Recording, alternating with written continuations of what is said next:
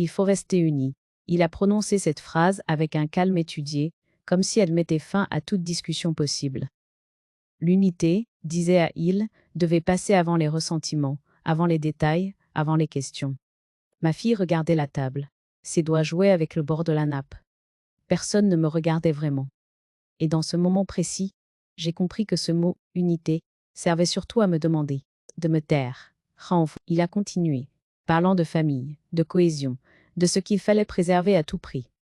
Il disait que les désaccords se règlent en privé, que certains sujets ne doivent pas être exposés, qu'il est dangereux de laisser la vérité circuler sans contrôle.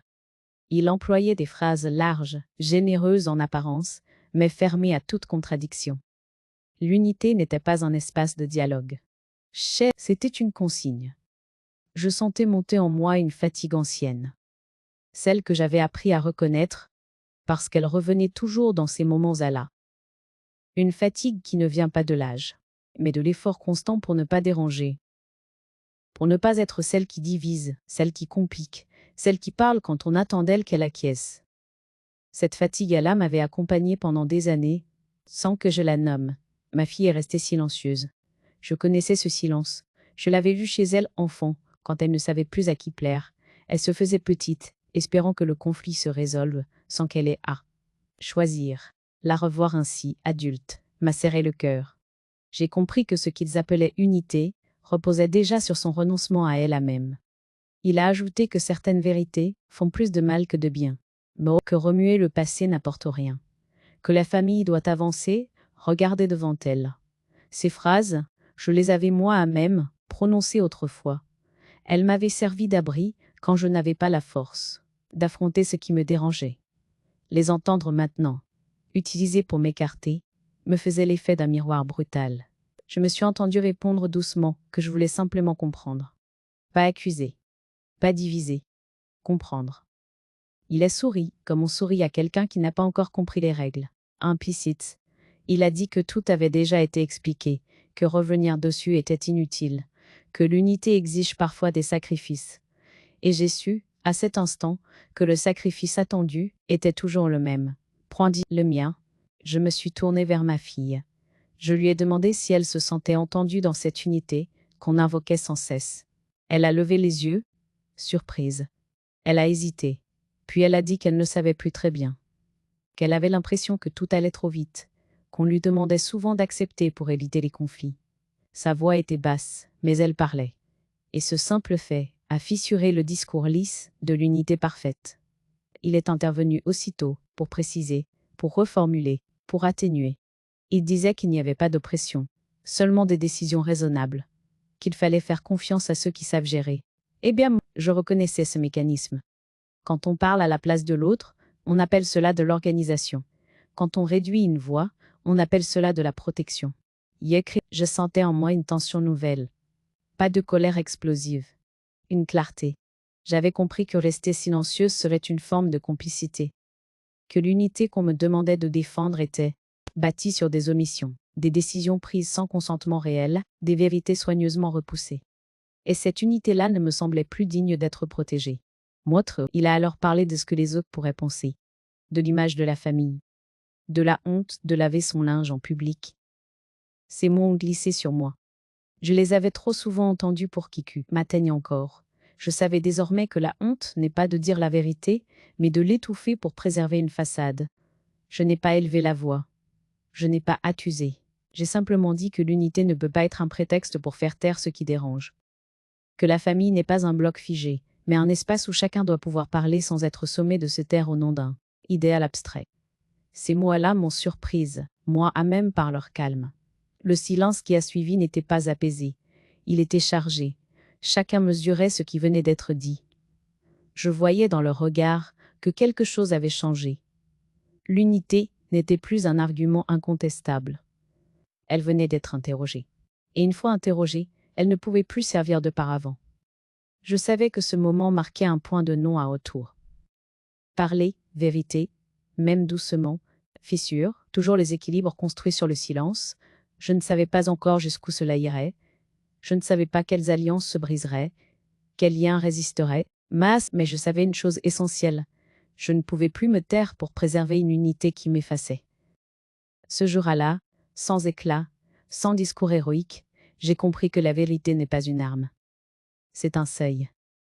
Et une fois qu'on l'a franchi, il n'est plus possible de revenir à l'unité du mensonge. En quittant la table ce jour-là, j'ai ressenti un étrange mélange de soulagement et de gravité. Je n'avais rien détruit volontairement, pourtant, quelque chose venait de se fissurer. Ah, l'unité dont il parlait ne tenait plus aussi fermement, comme un décor qu'on a déplacé d'un centimètre et qui révèle soudain ses attaches fragiles. Je marchais lentement, consciente que mes mots, pourtant simples, avaient ouvert un espace qu'on ne referme pas facilement. Là, chez moi, le silence était différent. Pas le silence pesant d'autrefois, celui qui enferme et fatigue, mais un silence plein de questions. Je me suis assise sans allumer la lumière, laissant mes pensées se poser. Je revoyais leur visage, la façon dont le mot « unité » avait été brandi comme une injonction morale. Je comprenais maintenant que ce terme servait depuis longtemps à éviter les discussions inconfortables. On ne réglait rien. On recouvrait. Alors, je pensais à mon passé, à la manière dont j'avais appris très tôt à privilégier la cohésion. Dans ma génération, on nous avait enseigné que la famille devait passer avant tout, même avant soi. On supportait, on taisait, on pardonnait parfois sans comprendre. J'avais appliqué cette règle avec sérieux, persuadée qu'elle protégeait ceux que j'aimais. Avec le recul, je voyais surtout ce qu'elle m'avait coûté. Ma fille occupait toutes mes pensées. Son hésitation, sa voix basse, ce moment où elle avait enfin exprimé un doute. Ce doute-là était précieux. Il signifiait qu'elle commençait à s'écouter. Je me reprochais de ne pas avoir ouvert cet espace plus tôt. Mais la culpabilité n'aide jamais à avancer. Ce qui comptait désormais, c'était de ne pas le refermer. Les jours suivants, les échanges ont changé de ton. On m'envoyait des messages prudents, parfois bienveillants, parfois légèrement condescendants. On me disait que j'avais été courageuse, mais qu'il fallait maintenant apaiser, que la famille ne devait pas se déchirer pour des détails. Je reconnaissais cette rhétorique. Quand la vérité apparaît, on tente toujours de la réduire à un malentendu. Je répondais peu. J'avais compris que trop expliquer affaiblit parfois ce que l'on vient d'affirmer. Je laissais mes paroles récentes faire leur chemin. Je savais qu'elles dérangeaient parce qu'elles obligeaient chacun à se situer. Et se situer est toujours plus difficile que se cacher derrière un mot consensuel. Un après-midi, ma fille m'a appelée. Elle parlait doucement, comme si elle craignait encore de provoquer quelque chose. Elle m'a dit qu'elle se sentait perdue, mais aussi étrangement soulagée, que pour la première fois, elle avait eu l'impression que quelqu'un disait tout haut ce qu'elle n'arrivait pas à formuler.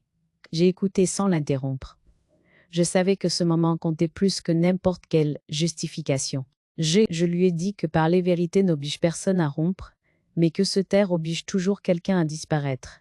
Ces mots sont sortis simplement, sans réflexion excessive. Ils m'ont surprise moi-même, par leur évidence. Elle est restée silencieuse un instant, puis elle a dit qu'elle avait besoin de temps. Je lui ai répondu que le temps était un droit, pas une faiblesse. Pendant ces journées de recul, j'ai observé mes propres réactions. Je m'attendais à la peur, à l'angoisse de la rupture. À la place, je ressentais une forme de stabilité nouvelle. Dire la vérité n'avait pas tout réglé, mais cela avait clarifié ma position. Je n'étais plus dans l'attente d'une approbation générale. J'avais cessé de négocier ma légitimité. Je me rendais compte aussi que l'unité dont il parlait excluait toute contradiction. Elle exigeait l'alignement, pas l'écoute. Or, une famille qui ne supporte pas la parole de ses membres n'est pas un refuge, mais une structure rigide, prête à se briser au moindre choc. Cette pensée m'a attristée, mais elle m'a aussi libérée d'une illusion tenace. Mais, un soir, en relisant de vieux carnets, je suis tombée sur des notes prises des années auparavant. J'y parlais déjà de ce malaise diffus, de cette impression d'être tolérée, à condition de rester discrète. J'avais oublié ces phrases, mais elles n'avaient pas disparu. Elles attendaient simplement que je sois prête à les entendre. Cette redécouverte m'a donné une force inattendue. Je n'inventais rien. Je mettais enfin des mots sur une réalité ancienne. Je savais que parler vérité aurait des conséquences. Des tensions, des éloignements, peut-être des ruptures. Mais je savais aussi que continuer à me taire aurait eu les mêmes effets, lentement, invisiblement, en me laissant seule face à mes renoncements. Cette perspective m'était devenue insupportable. Cette deuxième étape n'a pas été spectaculaire. Elle n'a pas apporté de solution immédiate. Elle a surtout consolidé une décision intérieure. Je n'allais plus utiliser l'unité comme une excuse pour me renier. Je pouvais aimer ma famille sans accepter qu'on m'impose le silence comme condition de cette affection. À partir de là, la vérité n'était plus seulement dite. Elle commençait à prendre sa place. Les premières petites humiliations ne se sont pas présentées comme telles. Elles arrivaient enveloppées de bonne volonté, maquillées en pragmatisme, toujours précédées d'un sourire ou d'une phrase rassurante. On ne m'attaquait pas frontalement. On me déplaçait, subtilement. On me faisait comprendre que ma place était ailleurs, sans jamais dire où. Au début, c'était anodin.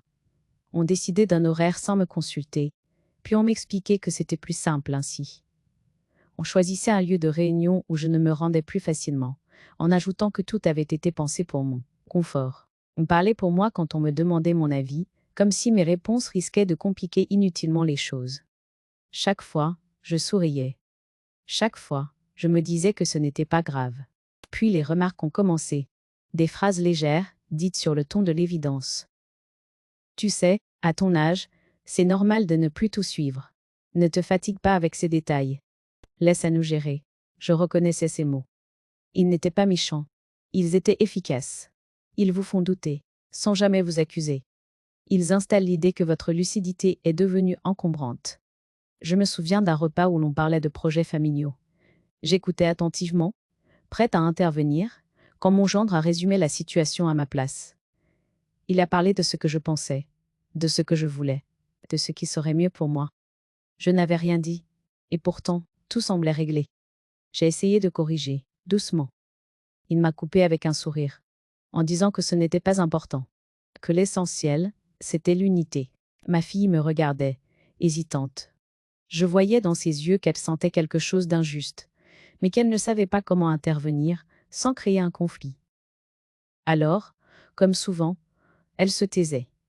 Et moi aussi. Ce silence partagé avait quelque chose de douloureux. Il n'était pas complice. Il était contraint. Les décisions se sont mises à tomber plus vite. On me présentait des choix déjà faits, accompagnés d'arguments rationnels. On me disait que tout avait été anticipé, que je pouvais faire confiance. Quand je posais une question, on soupirait légèrement, comme si je ralentissais un mécanisme bien huilé. Je sentais la gêne s'installer dès que je demandais des précisions. Alors je demandais moins. Un jour, on m'a reproché d'être trop méfiante. Le mot m'a surprise. Moi, méfiante. J'avais passé ma vie à accorder ma confiance, parfois à tort. Mais dans leur bouche, ce terme signifiait autre chose, et voulait dire que je résistais, que je n'acceptais plus tout sans discuter. Cette accusation déguisée m'a blessée plus que je ne l'aurais cru. Elle suggérait que le problème venait de moi, de mon attitude, de mon incapacité à lâcher prise. Je me suis mise à douter. Pas de ce que je voyais, mais de mon droit à le nommer. Peut-être que j'exagérais. Peut-être que je devenais trop sensible. Ces pensées à là sont dangereuses. Elles grignotent la confiance lentement, jusqu'à ce que l'on s'excuse d'exister. Je me suis surprise à préparer mes phrases à l'avance, à adoucir mes propos, à me censurer pour éviter les regards agacés. Les humiliations prenaient alors une forme plus discrète. On oubliait de me transmettre une information. On corrigeait mes souvenirs. On plaisantait sur ma mémoire. Rien de suffisamment grave pour protester ouvertement. Tout était trop léger, trop diffus. Et pourtant, l'effet était réel. Je me sentais de plus en plus étrangère à ma propre famille. Ce qui me frappait le plus, c'était la manière dont tout cela était justifié au nom de l'unité. Comme si ce mot autorisait toutes les mises à l'écart. Comme si préserver une façade harmonieuse excusait le fait d'écraser les voix qui dérangent. Je comprenais maintenant que l'unité pouvait devenir une arme douce, silencieuse, mais redoutablement efficace. Je continuais à encaisser, par habitude, par amour, par peur aussi de provoquer une rupture que je ne me sentais pas prête à affronter. Mais chaque concession me coûtait un peu plus. Je rentrais chez moi avec une fatigue que le repos ne dissipait pas, une fatigue morale, profonde, née du sentiment d'être tolérée plutôt qu'écoutée. Un soir, en me regardant dans le miroir, j'ai eu du mal à me reconnaître. Pas physiquement, intérieurement. Je me suis demandé quand j'avais commencé à réduire mes phrases, à arrondir mes pensées, à minimiser ce que je ressentais. Je me suis demandé pourquoi je trouvais normal de me taire pour que les autres soient laises. Ces petites humiliations n'étaient pas spectaculaires. Elles n'auraient pas choqué un observateur extérieur. Mais, mises bout à bout, elles formaient un système. Un système où l'unité servait à maintenir chacun à sa place et où la mienne devenait de plus en plus étroite. Je ne le savais pas encore, mais cette accumulation allait préparer le terrain pour quelque chose de plus grave. Une goutte d'eau, un geste de trop. Et ce jour-là, je ne pouvais plus me contenter d'encaisser. Parce qu'il arrive un moment où se taire ne protège plus personne. La goutte d'eau n'est pas arrivée comme une explosion. Elle est tombée dans un silence déjà lourd, presque logique. Ce jour-là, je ne cherchais rien. Je ne fouillais pas. Je rangeais simplement des papiers anciens, ceux que l'on conserve par habitude, plus que par utilité. Et c'est là que je suis tombée sur un document que je ne reconnaissais pas. Au premier regard, tout semblait normal. Un en à tête officielle, des formulations juridiques familières, des signatures. Puis un détail m'a arrêté. Mon nom apparaissait là où je ne l'avais jamais apposé. Une autorisation, disait le texte. Une délégation, présentée comme évidente, presque naturelle. Je me suis assise. J'ai relu lentement, ligne après ligne. Plus je lisais, plus un froid précis s'installait en moi. Ce document prétendait que j'avais consenti à des décisions importantes, que j'avais confié la gestion de certains aspects de ma vie à d'autres. Pas par incapacité, mais par anticipation. On parlait de protection, de simplification, de continuité familiale. Tout était formulé avec douceur, trop de douceur. Celle qui enveloppe l'effacement. Je savais que je n'avais jamais signé cela. Je savais aussi que ce type de texte ne se rédige pas par hasard. Il était le prolongement logique de tout ce que j'avais encaissé, jusqu'à là. Les petites humiliations, les décisions prises sans moi, les silences imposés. Tout prenait soudain une cohérence glaçante. Ce n'était plus une impression diffuse. C'était écrit. Ma première réaction n'a pas été la colère. C'était l'incrédulité. J'ai cherché une explication simple. Une erreur administrative. Un malentendu. Mais à mesure que je recoupais les dates, les noms, les lieux, cette hypothèse s'effondrait. Quelqu'un avait jugé légitime de parler en mon nom, noir sur blanc, sans me consulter réellement. L'unité avait franchi un seuil.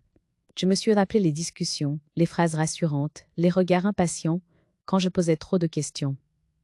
Je comprenais maintenant pourquoi on m'avait tant pressé de faire confiance. Pourquoi on avait minimisé l'importance des détails. Ce document était la concrétisation de ce glissement. On avait anticipé mon silence.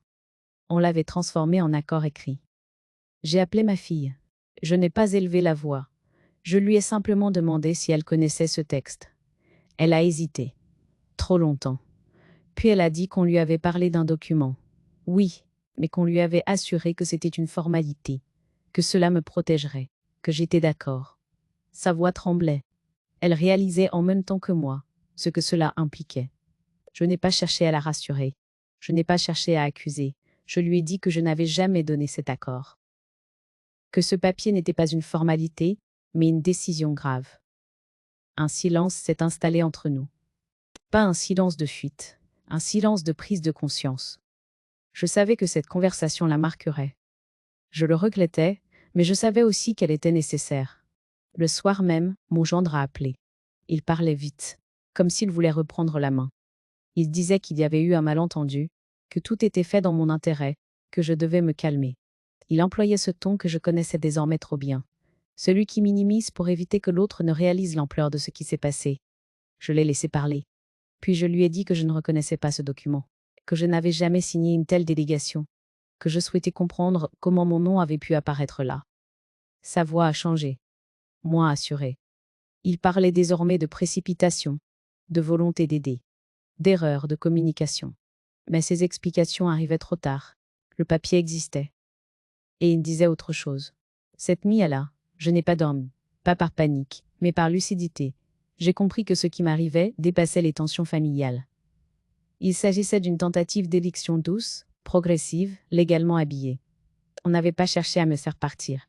On avait cherché à me rendre inutile. Je me suis levée tôt. J'ai rangé le document à part. J'ai commencé à noter les dates, les échanges, les noms. Pour la première fois, Je ne cherchais pas à préserver l'unité. Je cherchais la vérité. Et cette vérité, même douloureuse, avait un mérite immense. Elle mettait fin au doute. Ce jour-là, j'ai cessé d'hésiter. Ce n'était plus une question de sensibilité ou d'interprétation. Quelqu'un avait parlé en mon nom, sans mon accord. Et à partir de ce moment précis, je savais que je ne pourrais plus me contenter de me taire. Les nuits suivantes ont été peuplées d'un silence dense, presque palpable. Je ne dormais pas vraiment. Je restais allongé, les yeux ouverts, laissant les pensées passer, sans chercher à les chasser. Il n'y avait plus de confusion, plus de flou. Seulement, une suite de faits qui s'assemblaient, avec une précision implacable. Le document, les conversations, les silences, les regards évités. Tout formait désormais un ensemble cohérent. Et cette cohérence-là faisait peur, non par sa violence, mais par sa logique. Je me suis surprise à repenser à ma propre jeunesse, à la manière dont on nous apprenait à faire confiance, à croire que la famille protège naturellement. J'avais transmis cette croyance à ma fille, sans la questionner. Si j'avais confondu loyauté et abdication, cette prise de conscience m'a serré la gorge. Pas de relais bruyant. Un chagrin calme, presque digne, celui que l'on ressent quand on comprend trop tard ce que l'on crame. Aurait dû interroger plus tôt. J'ai commencé à écrire. Pas pour raconter, mais pour ordonner. J'ai noté les dates exactes, les mots employés, les promesses faites sans jamais être formalisées. J'ai noté aussi ce qui n'avait pas été dit, mais suggéré. Les phrases sur l'âge, la fatigue, la nécessité de déléguer. Les invitations à faire confiance sans poser trop de questions.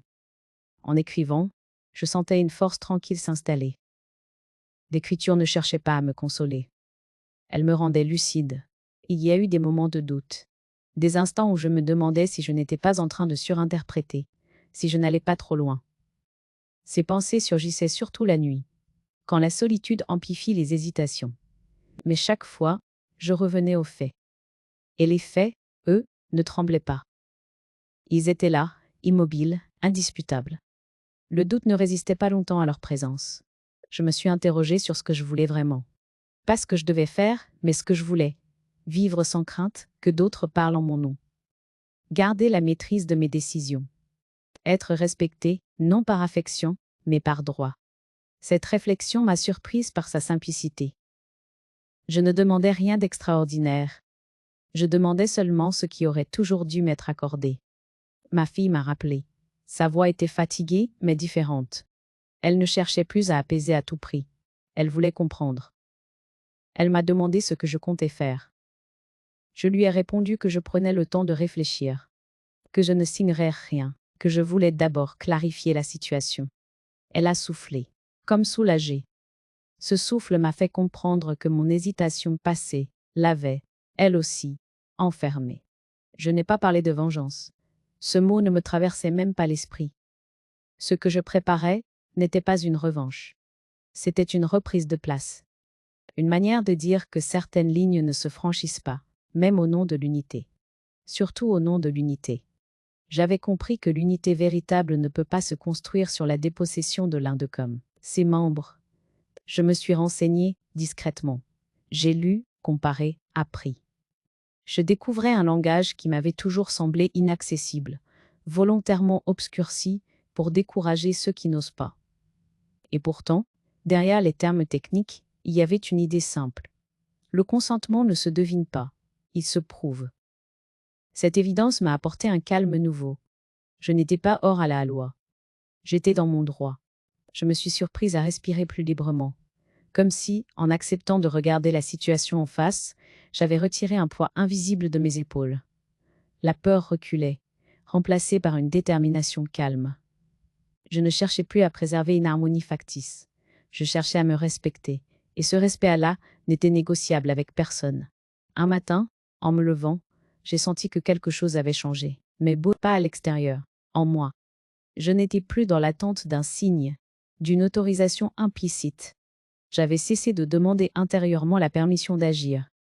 Cette liberté nouvelle n'était pas euphorique. Elle était sérieuse, presque grave. Elle engageait des responsabilités, des conséquences. Mais elle était réelle. Je savais que les étapes suivantes seraient plus concrètes, plus techniques, qu'elles exigeraient de la rigueur, de la patience. Mais je savais aussi que je ne serais plus seule face à mes doutes. J'avais les faits, la loi, et une certitude intérieure qui ne vacillait plus. Cette introspection n'a pas effacé la douleur.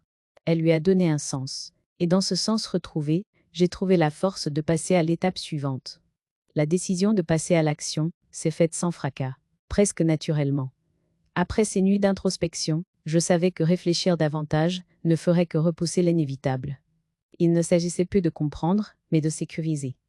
De transformer cette lucidité nouvelle en actes concrets, irréversibles, qui ne dépendraient ni de la bonne volonté des uns, ni des promesses des autres. J'ai pris rendez-vous discrètement, sans en parler à ma fille, sans prévenir qui que ce soit. Ce n'était pas un secret hostile, mais une nécessité. J'avais compris que, dans ce genre de situation, trop de transparence, trop tôt expose inutilement. La vérité a parfois besoin de silence pour se construire solidement. Je voulais avancer sans interférence, sans tentative de persuasion, sans pression déguisée. Le jour venu, je suis arrivé en avance. J'avais préparé un dossier précis. Le document litigieux, les échanges écrits, les dates, les contextes. Rien d'émotionnel. Rien de flou. Je voulais que les faits parlent à ma place. En les sortant de mon sac, j'ai senti une étrange fierté tranquille. Pas celle d'une victoire, mais celle d'une femme qui cesse de se défendre et commence à se protéger.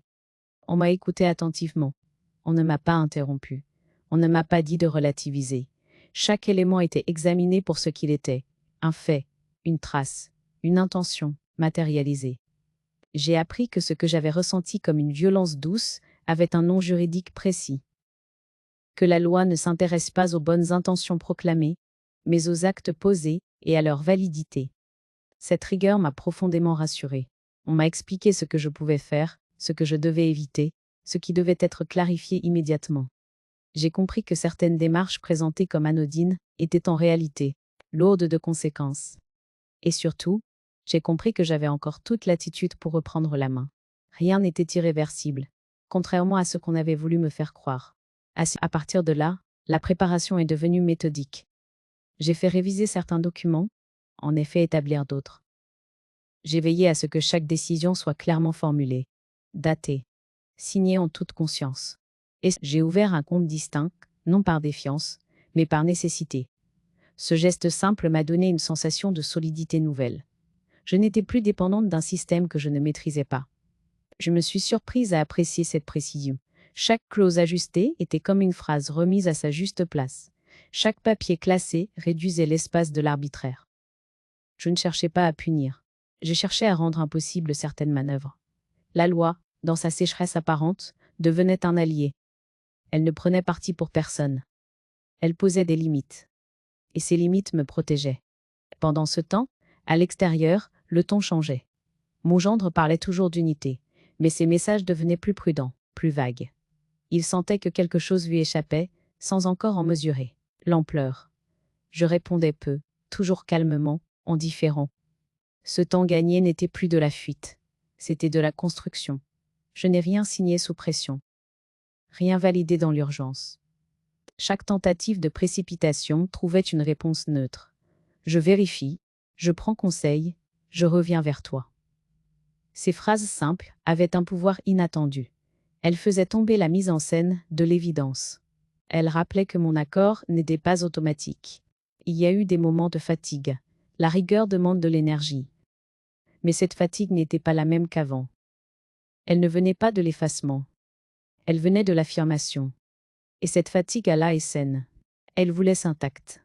Un soir, en rentrant chez moi, j'ai rangé les nouveaux documents dans un classeur dédié. J'ai pris le temps de le feuilleter, lentement. Tout était clair. Tout était à sa place. J'ai ressenti un calme profond. Je n'avais encore affronté personne. Je n'avais encore rien expliqué. Et pourtant, l'essentiel était fait. Le terrain avait changé.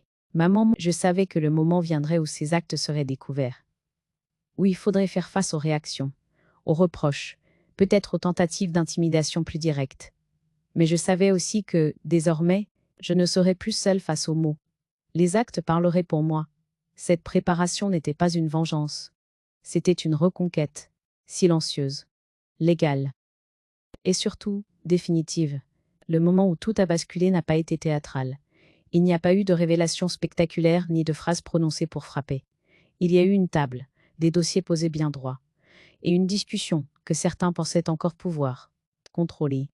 C'est souvent ainsi que les pièges se referment, sans bruit, par la simple confrontation entre ce qui a été dit et ce qui a été fait. Il est arrivé avec cette assurance familière, celle de ceux qui croient que le terrain leur appartient. Il a parlé d'unité, encore, de nécessité d'avancer, de décisions à finaliser. Il a évoqué les délais, les engagements déjà pris, comme si tout était acté. Je l'ai laissé dérouler. J'avais appris que l'on comprend mieux les stratégies quand on ne les interrompt pas. Alors, quand il a terminé, j'ai ouvert le dossier, lentement. J'ai posé les documents les uns après les autres. Ceux que j'avais découverts. Ceux que j'avais fait revoir. Ceux que j'avais fait établir. Je n'ai pas accusé. Je n'ai pas interprété. J'ai simplement dit que certaines démarches n'étaient pas valables sans mon consentement explicite, que d'autres avaient été suspendues, et que désormais, toute décision me concernant devait passer par un cadre clair et légal. Il a d'abord cru à un malentendu. Il a parlé d'erreur, de précipitation, de bonne intention. Il a dit que tout cela pouvait s'arranger, que ce n'était pas nécessaire d'aller si loin. Je l'ai regardé sans animosité, et je lui ai répondu que ce qui avait été tenté allait déjà trop loin, que parler en mon nom, même avec de bonnes intentions, restait une atteinte à ma volonté. Le ton a changé, l'assurance a laissé place à l'irritation contenue. Il a parlé de défiance, de manque de reconnaissance, de rupture inutile. Il a évoqué la famille, encore une fois, comme un argument ultime. Je l'ai laissé finir. Puis j'ai dit, calmement, que la famille ne peut pas être un alibi pour décider à la place de quelqu'un, que l'unité ne justifie pas l'effacement. Ma fille était là, silencieuse au début. Je sentais sa tension, son hésitation. Puis, à un moment précis, elle a pris la parole. Elle a demandé pourquoi certaines décisions avaient été prises sans qu'elle soit réellement informée. Pourquoi tout lui avait été présenté comme déjà réglé. Sa voix tremblait légèrement, mais elle parlait. Et cette parole-là a déplacé l'équilibre de la pièce. Il a tenté de répondre pour elle, de reformuler, de minimiser. Je l'ai interrompue, doucement. J'ai dit que cette fois, elle parlait pour elle-même. Ce simple geste a eu un effet inattendu. Il a compris que quelque chose lui échappait définitivement, que le récit unique qu'il tenait jusqu'à là ne suffisait plus. Les documents ont alors pris toute leur place. Les dates, les signatures, les absences de signature, les formulations ambiguës. Face à ces éléments, les intentions déclarées perdaient leur poids. On ne pouvait plus invoquer la protection ou l'anticipation sans expliquer pourquoi la transparence avait manqué. Si le piège n'était pas une ruse, il était une conséquence logique des actes posés. Il y a eu un moment de silence, un silence dense, chargé. Chacun mesurait ce qui venait d'être révélé.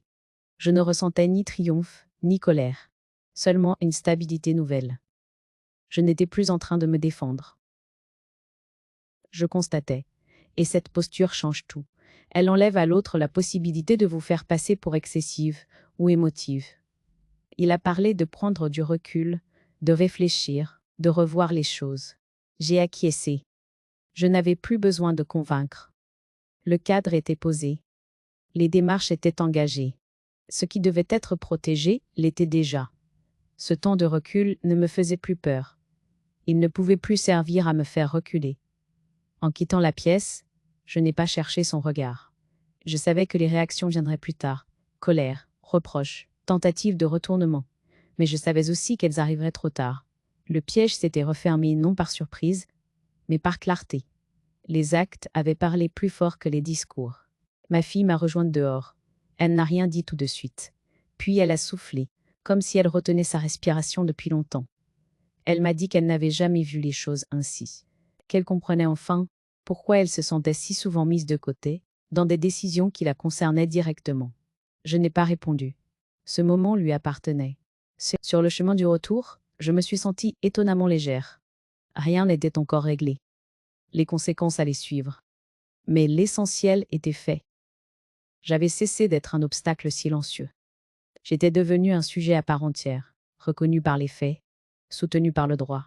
Ce jour-là, sans éclat, sans victoire affichée, j'ai compris une chose essentielle. Quand on cesse de parler pour se justifier et qu'on laisse les actes s'exprimer, les masques tombent d'eux à même. Et ce qui reste, enfin, c'est la vérité. L'après n'a pas été immédiat. Rien ne s'est effondré d'un coup. L'éclatement s'est fait par couches successives.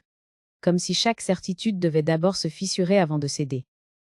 Les jours suivants, les messages sont devenus rares, puis, hésitants. On parlait de temps, de recul, de nécessité de calmer les choses. Ces mots-là revenaient souvent, chargés d'une fatigue nouvelle. Ils ne servaient plus à imposer, mais à contenir ce qui débordait. Dans la famille, les lignes ont commencé à bouger.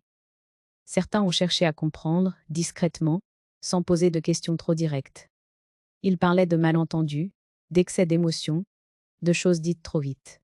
D'autres se sont murés dans le silence, persuadés que ne rien dire permettrait d'éviter de prendre parti. Cette neutralité apparente m'était devenue familière. Je savais désormais qu'elle n'est jamais neutre. Elle est simplement le rapport de force décidé.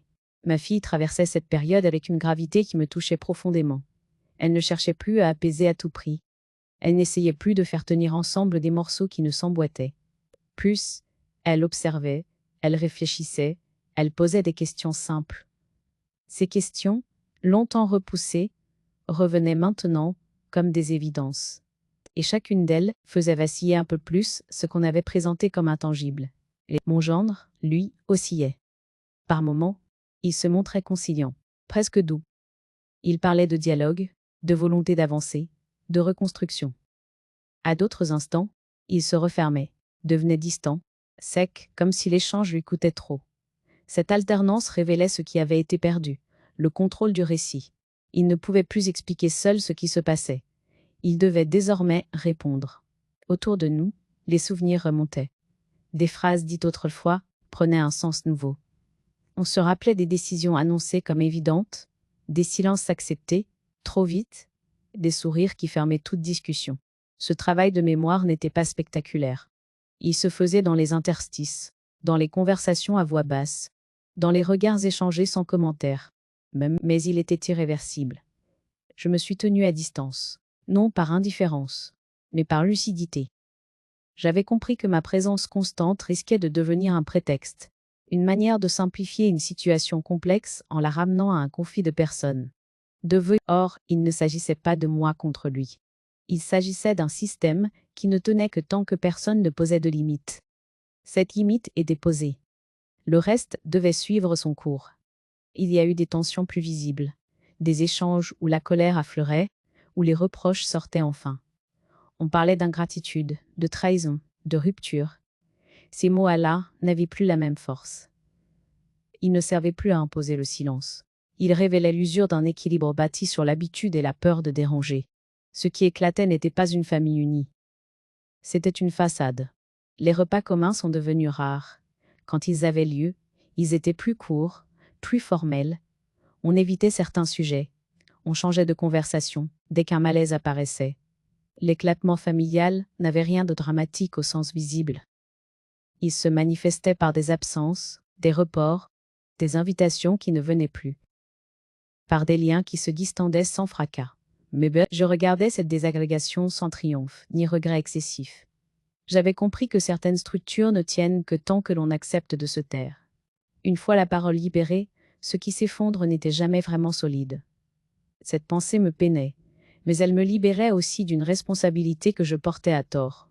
Je n'étais pas celle qui divisait. J'étais celle qui cessait de se nier. Ma fille m'a confié un soir qu'elle se sentait épuisée, mais différemment. Ce n'était plus la fatigue de se taire, de faire semblant, c'était la fatigue de rester droite, quand on a longtemps été courbée. Elle doutait encore, se demandait si tout cela en valait la peine. Je ne lui ai pas répondu. Certaines questions ont besoin de rester ouvertes pour que la réponse se construise sans pression. Peu à peu, une nouvelle configuration s'est dessinée. Moins large, plus fragile peut-être, mais plus honnête. Les relations qui résistaient étaient celles qui supportaient la clarté. Les autres s'éloignaient, parfois sans un mot. J'acceptais cette réalité sans chercher à la corriger. On ne répare pas un mensonge par la patience. On le dissout par la vérité. Je savais que le plus difficile n'était pas encore derrière nous. Les conséquences se prolongeraient. Les blessures mettraient du temps à cicatriser. Mais une chose était acquise. L'unité imposée avait perdu son pouvoir. Elle ne pouvait plus exiger le silence pour exister. Ce qui venait ensuite ne serait pas simple. Mais ce serait réel. Le temps a fini par ralentir, comme s'il avait lui aussi besoin de reprendre souffle après les secousses. Rien n'était encore totalement apaisé. Mais quelque chose avait changé dans la manière d'avancer. On ne courait plus pour rattraper une unité factice. On marchait, chacun à son rythme, avec une attention nouvelle portée au pas que l'on faisait. Ma fille a été la première à prendre de la distance concrète. Pas dans un geste spectaculaire, mais dans une décision simple, presque modeste. Elle a trouvé un petit appartement, provisoire, disait à elle. Chez Lumineux ajoutait à elle aussitôt, comme si cette lumière était l'argument le plus important. Quand je l'ai aidée à s'installer, j'ai compris que ce lieu représentait bien plus qu'un toit. C'était un espace sans explication à fournir, sans regard à anticiper, sans décision déjà prise pour elle. Là, je l'ai accompagnée sans diriger. J'ai porté des cartons, vissé une étagère, préparé du café sur une table encore bancale. Je me gardais de donner des conseils non demandés. J'avais appris à quel point l'aide peut parfois devenir une autre forme de contrôle. Cette retenue me demandait un effort réel, mais elle était juste. Elle lui permettait de faire ses propres choix, même maladroits, même temporaires. Elle parlait beaucoup de fatigue. Pas celle qui écrase, mais celle qui suit un redressement. Elle disait que rester droite demandait une énergie nouvelle, inconnue. Qu'elle doutait encore, qu'elle se demandait si elle n'avait pas exagéré, si parler vérité valait vraiment ses ruptures. Je l'écoutais sans chercher à la rassurer à tout prix. Je savais que ces questions faisaient partie du chemin. Les étouffer serait lui voler une étape nécessaire. De son côté, mon gendre tentait encore d'exister dans cet espace redessiné. Ses messages étaient polis, mesurés, presque administratifs. Il parlait de dialogue, de temps, de reconstruction possible. Ma fille disait, répondait peu. Ce silence n'était plus subi. Il était choisi. Et ce choix-là change tout. Il ne fermait pas la porte, mais il empêchait l'intrusion. Quant à moi, je découvrais une nouvelle manière d'habiter ma propre vie. Les démarches engagées avaient produit leurs effets. Les choses étaient claires, protégées, posées.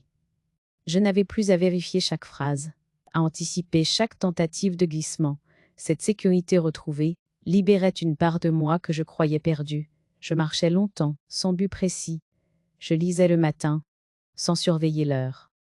Je goûtais à une forme de calme, qui ne dépendait plus de l'approbation des autres. Je savais que certains, dans la famille élargie, me regardaient désormais autrement. On me trouvait dure, excessive, parfois responsable de ce qui s'était fissuré. Ces jugements m'atteignaient moins qu'avant. Ils arrivaient dans un espace où j'avais cessé de me justifier.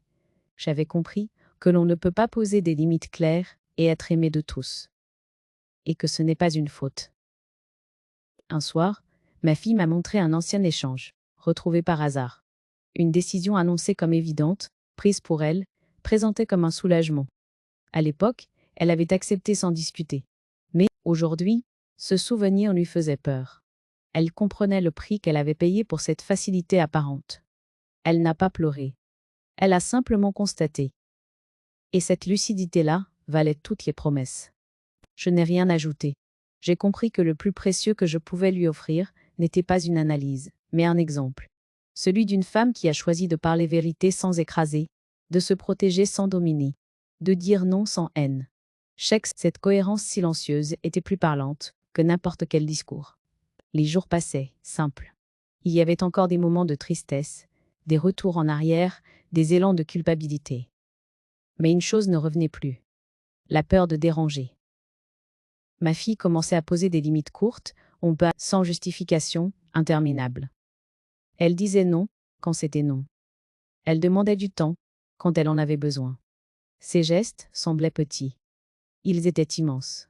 De mon côté, je ressentais une gratitude discrète envers moi-même. Pas une fierté tapageuse. Une reconnaissance tranquille. J'avais agi quand il le fallait. Pas trop tôt. Pas trop tard. J'avais accepté de perdre certaines illusions pour préserver l'essentiel. Cette reconnaissance me donnait une stabilité nouvelle, presque joyeuse. Je savais que l'avenir restait incertain. Rien n'était figé. Il y aurait encore des discussions, des ajustements, peut-être des renoncements.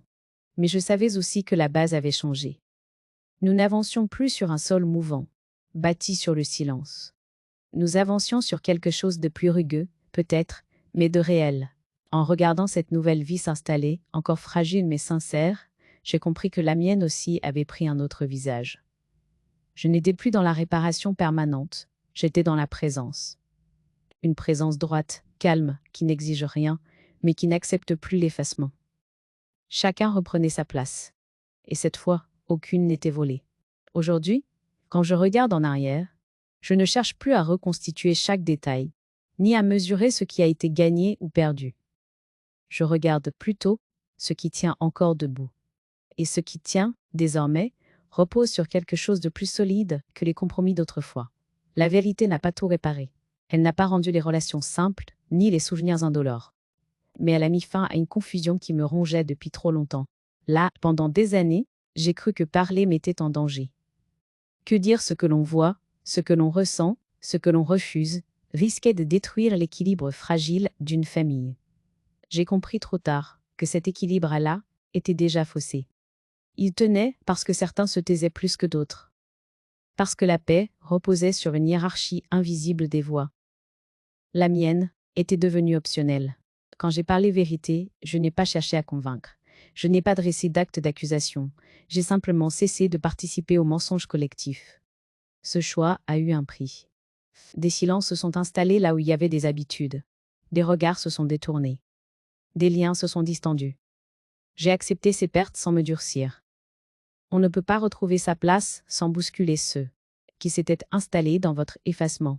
Ah, ma fille avance encore, avec ses hésitations, ses moments de doute, ses élans de courage discrets. Je la regarde sans intervenir. Elle n'a plus besoin que je parle pour elle. Elle a trouvé sa propre voix, fragile parfois, mais réelle. Et c'est peut-être cela, la plus grande victoire de cette histoire. Pas d'avoir eu raison, mais d'avoir ouvert un espace où une autre pouvait enfin respirer. Quant à moi, j'ai redéfini ce que signifie être une femme âgée. Ce n'est pas se retirer du monde, ni devenir transparente pour faciliter la vie des autres. Ce n'est pas non plus se battre sans cesse. C'est choisir avec précision ce que l'on accepte, ce que l'on refuse et ce que l'on ne négocie plus. C'est comprendre que la dignité ne fait pas de bruit, mais qu'elle exige parfois du courage. Je sais que certains continuent de penser que j'aurais dû me taire. Que parler vérité était excessif, inutile, destructeur. Je ne cherche plus à les convaincre du contraire. J'ai compris que ceux qui regrettent le silence regrettent souvent le confort qu'il leur offrait. La vérité dérange parce qu'elle oblige chacun à se situer. Et tout le monde n'est pas prêt à le faire. Il m'arrive encore de ressentir une pointe de mélancolie, pour ce qui aurait pu être différent, pour les moments perdus à force de retenue. Mais cette mélancolie n'est plus amère. Elle est lucide. Elle me rappelle que j'ai vécu longtemps en me pliant, et que je n'ai pas choisi trop tôt de me redresser. J'ai choisi quand j'en étais capable. Moins. Le soir, quand la maison se tait, ce silence n'a plus rien d'angoissant. Il n'est plus rempli de mots retenus, ni de phrases que je n'ai pas osé dire. Il est clair, habité, presque doux. J'y entends ma respiration, régulière. Je sais où je suis. Je sais ce que j'ai fait. Je sais surtout ce que je n'ai plus à faire. Me justifier, d'exister pleinement. Si je devais laisser un message à celles et ceux qui vivent encore dans cette injonction à l'unité, je dirais ceci. L'unité qui exige le renoncement n'est pas une valeur. Elle est une contrainte déguisée.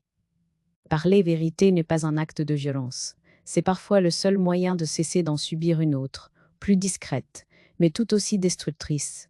On peut aimer sans s'effacer. On peut protéger sans se taire. On peut rester digne sans hausser la voix. Je n'ai pas cherché à triompher. Je n'ai pas cherché à punir. J'ai simplement choisi de ne plus mentir pour préserver une façade. Et ce choix-là a tout changé. Car au bout de ce chemin, j'ai appris une chose essentielle, simple, irréfutable. Le silence peut aussi être une forme de justice.